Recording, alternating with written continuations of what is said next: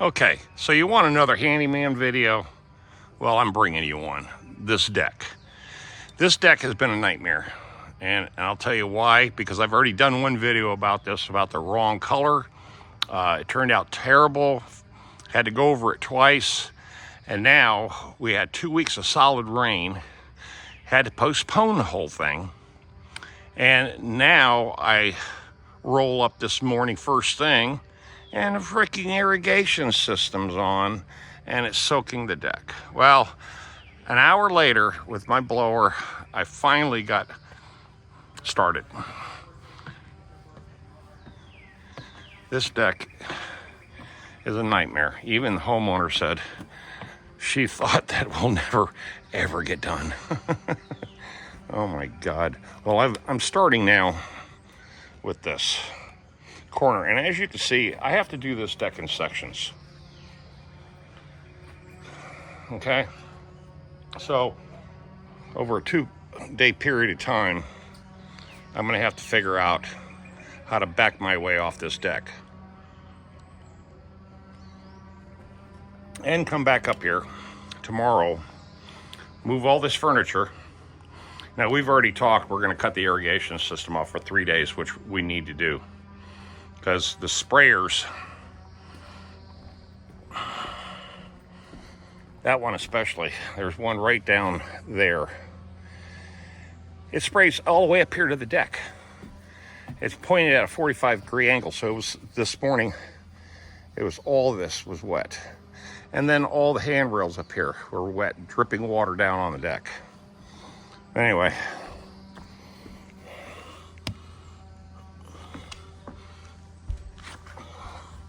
so let's see, I'm trying to get a good vantage point here. Okay.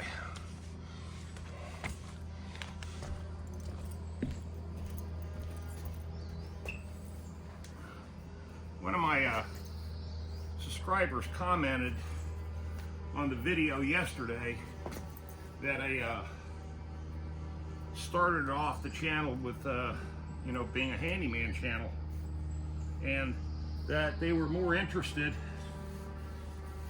not in the vehicles, that old van I showed you guys in the parking lot yesterday, the motorcycle. Just not interested in any of that kind of content. I would prefer just going back to the roots of what this channel was and still is, basically a handyman channel, right? And they wanted to hear more about tips and economy, what's going on, and things of that nature. Well, okay, let's talk about that. I'll give you a little bit of advice about oil. This is oil, okay? And we're using I'm using a solid color. Cover over all this other stuff, okay? All this old stain. And what ends up happening is that you got to do everything in sections. So I don't want to bleed the paint over into this other wood, these other boards now, because once this paint starts, or the stain starts tacking up, and then you try to come back, say, a couple, 3-4 hours later, and then work it, you'll see a line where your paintbrush stopped. So you got to be careful. And see this transition board right here, and these boards here, but I don't paint into these boards over here. I don't just throw paint over here, okay? I don't do that. Stain. Because it'll show up.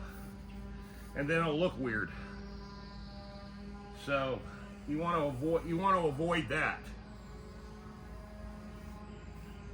So if I do get a little bit here, and I'll show you what I'm talking about. It's not really that difficult, and it's not that big of a deal right now, but you can see where I bleeded over a little bit. That's not so bad. And I always just wipe, just right along the edge, because when I get ready to start brushing again, I want to brush this as a separate thing and that as a separate section, okay? So it's kind of the method to the madness. Now, I've already done the handrails, had to do those a second time for free, because the first time I tried having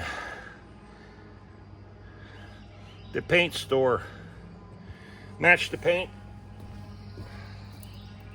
and it was horrible. I mean, absolutely horrible. So this is a good customer of mine, and plus too, I'm in a neighborhood. Here's another thing too about the handyman business. Your reputation is everything. And if you don't believe that, then you'll find out real fast that the second you do one person wrong, or you half-ass it somewhere, and you don't make good on your work, social media, they'll kill you. They'll kill you on social media. And being that this is a big, expensive neighborhood, I mean, this is Hastentree, man. I've been here for 13 years, and I've only had one comeback here, and it was on a deck staining job. They didn't like it. I had to give them their money back. And I told them, just no harm, no foul. I said I did the best I could. You were just not satisfied with my work. And they didn't crucify me on social media. And if you don't know what that is, that's called Nextdoor. That's the neighborhood chat forum. That's where they can make you very, very liked and keep you working, or one bad comment could ruin you in a neighborhood. And being that there's about 300 high-end homes here in this neighborhood, I would hate to have my reputation ruined. Even though I'm semi-retired, and that's another thing too, the amount of content that it takes to run a channel, to keep the channel running, you have to have a lot of content, man, and or be popular, you know, to where every video that you post, you know, you garnish a couple million views on those videos, then you don't have to worry about posting but 1 or 2 videos a month, you know, because you're gonna get the penetration with the algorithm for YouTube, and you're gonna make your money. But with mine being a slow growing channel the way it is, I have to post more and more videos. And then since I'm, like I said, semi-retired, now I don't have to go hardcore with this channel as far as the handyman side of it. Even though I know a lot of you would prefer that that's all I stick with, that content, that topic is handyman and the business. Well, let's talk about the business side of it for just a second. The business side of it's this, that if you run a halfway decent mom and pop operation like me, I just, you know, I'm a sole proprietor. But remember, I shut the business side of it down, the corporation status, I shut that down. I still own the business. But the point is that once you get to a certain point with the business, like I am at this point now, I'm semi-retired. Like I said, I've got extra income coming in that I don't have to concentrate as much on the handyman business, even though I still work it, okay? Still work the business. But you can kind of see how this is going. This is all hand brushing. I'm not rolling it because you're going to have to hand brush it anyway. And there's that separation. Like I said, this is the separation between the two directions of the boards. So as I get down to here, then what I'll do is I'll start over in that corner and then slowly start working my way out to bigger and wider, wider board, wider spans of board, see? And then worked my way all the way down to there. And I'm gonna leave the steps alone. Then tomorrow morning, move this furniture over here and then do that corner. That's kind of the method to the madness, my friends. Method to the madness.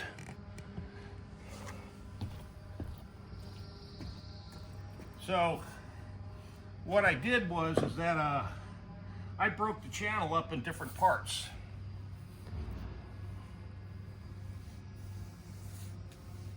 You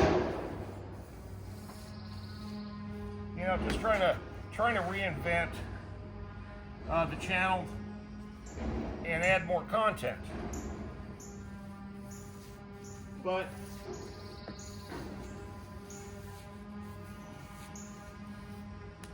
I get it. Some people are just used to certain things and they don't want to try anything else, or they don't want to see anything else. You know, they like their programming, and throwing a bunch of different stuff at you is apparently just doesn't work. So if I have to decide on basically stopping this channel, the handyman side of it, because like I said, it's just a lack of content, because I can't talk about this one subject every single day, even once a week, you know. Then basically what I'm doing is I'm missing out on what activities I like doing, and also the stuff that I like filming, the new stuff that I like filming. You know, the adventures of the motorcycle, the boat, you know, going to the beach, fishing, which I haven't done any fishing videos yet, but you get the point. You know, you get to a point with anything, you have to make a decision whether or not to continue doing it and sharing it, or just saying, screw it, I'm done, you know? And I'm kind of at that point. I always say that, but then, you know, I see something, I do something that inspires me to continue filming. And remember, I'm approaching almost 1,800 videos, you know, in a 10-year, going on 11 years with YouTube. And, you know, it's like some marriages. Sometimes you just have to go to divorce court. You know what I'm saying, dog? You know what I'm saying, dog? That's right. Well, that's what happens. It's just one of those things you can't control.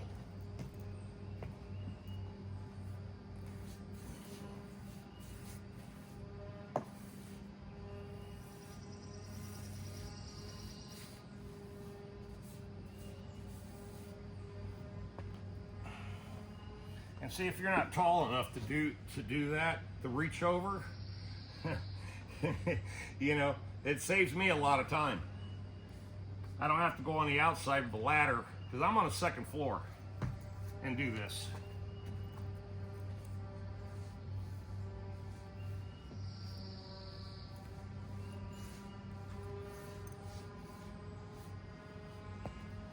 Okay, now, another thing is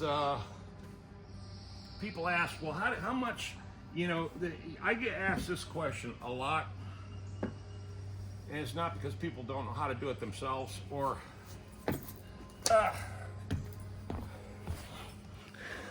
they don't know how to charge. I always get asked that question, how do you know what to charge? I could look at something like this, and within 10 minutes I could say, hey, look, I can do it for this amount of money, you know? And but that's just me. I've been at this a long time. I just kind of know. And over the years, I've slowly raised my labor rate.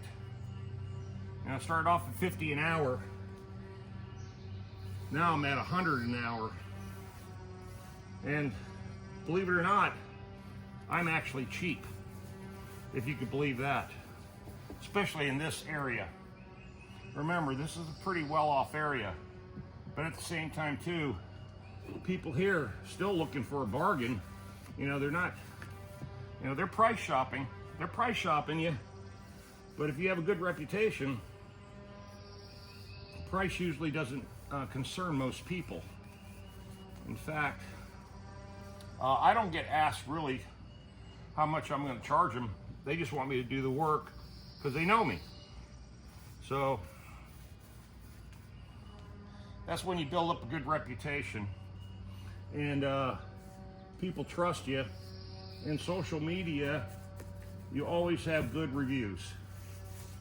You know, Nextdoor, Facebook, Angie's List, you know, Better Business Bureau, you know, different platforms like that that can drop your name in business in a positive or a negative light.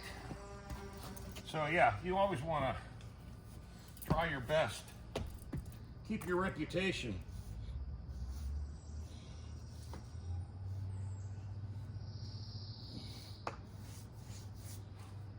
Keep your reputation solid. You know what I mean?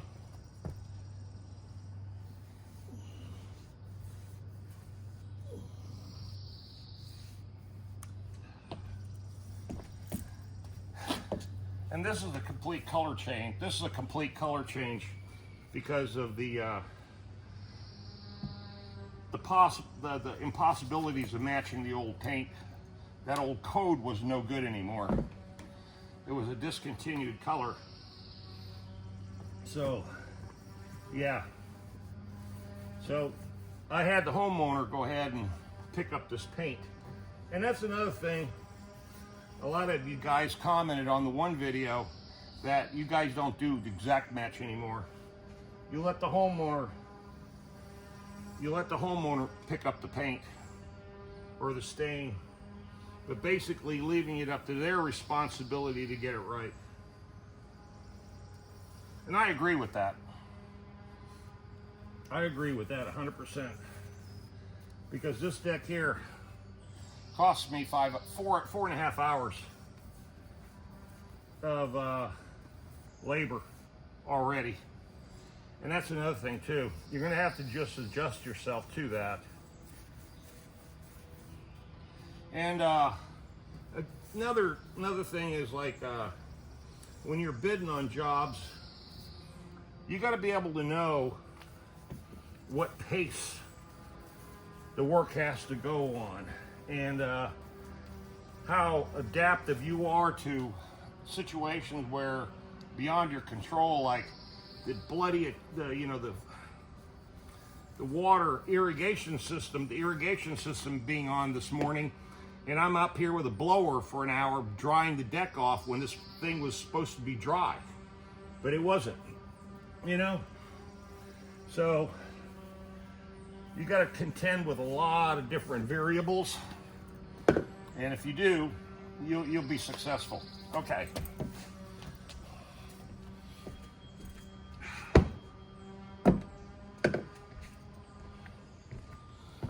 All right, that little section is done. Took me an hour exactly. And that's the other thing, is your pace of work. How fast are you? Can you control the rate of work that you're doing? And if you can calculate that, if you can calculate your rate of work to your rate of pay, then you're going to be the winner. That's probably the best advice I can give you guys right now, is know your rate of work versus your rate of pay. And if you can get those two formulas down to a science, then you can go into this business never losing money, okay? That's probably the best advice I got for you, is once you establish an hourly rate, know your mind, your skill set, and according to that, that's what you're gonna be basing all your work on, is what you know, and then how you do it, and what you charge for it. All right, this is me, Tom.